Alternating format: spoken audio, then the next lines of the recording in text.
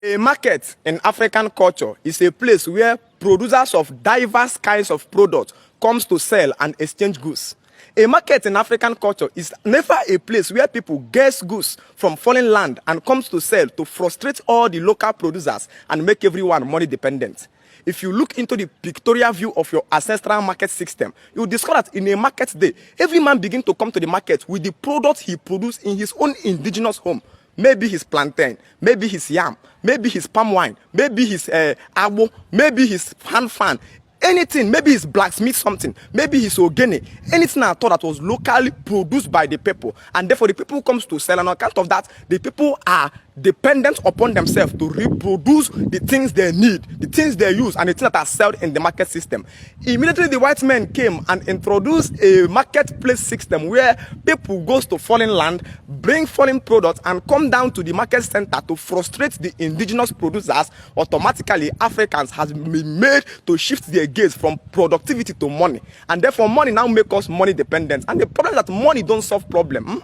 Money encourages trading and establish poverty in a nation, because money has begun to do for us things that we are supposed to do for ourselves. And that's why high level of inflation is ravaging Africa today, because we have been pushed or changed from the age of productivity to sell. And a man today beats his chest and tell you, I'm a businessman. Then you tell the man, what business are you into? He says, I'm into generator. He says, wow, so where are you producing generator? The man says, the 20,000 feet container generator is on the sea, it's coming down. Sir, where are you producing it? He says, no, I'm just going out to bring it into my nation. It's an embarrassment to our current intelligence. If the education system that was brought was actually meant to be productive, it was supposed to be in a way that if they are building that place, you will be building generator here. If they are producing car, you will be producing car here. If the engineers who are building bridge, you will be building bridges and constructing road. When they want to construct road, they go and bring an Arab and bring the white people. It's because the education system they give you have no functional knowledge. It have no application.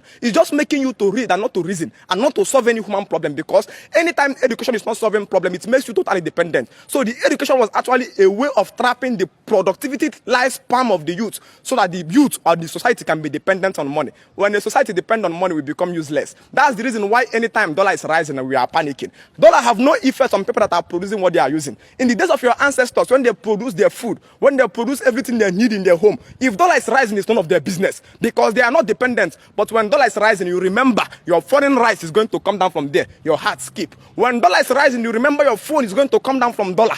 Your heart skip. When dollar is rising and you remember everything you need in your room, in your facility, is going to be coming down from that place. Automatically, you will lose the peace of life. That's why we all are products of mediocrity under the white man dollar today. They have no business on people that can produce. Our market system was never built on people that know how to do Osafia.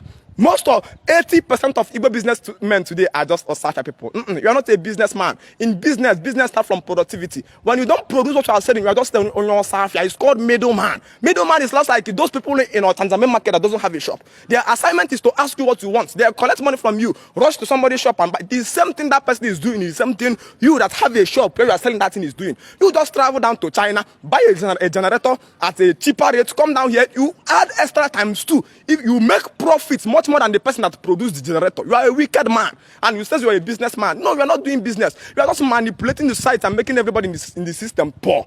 It's time for us to produce that which we use in our economy. If only Africa will become strong again. It's not oratory. Our government can engineer it. When we are talking about African revolution, we are talking about African renaissance, restoration of our way system. Our marketplace is supposed to hold only our products.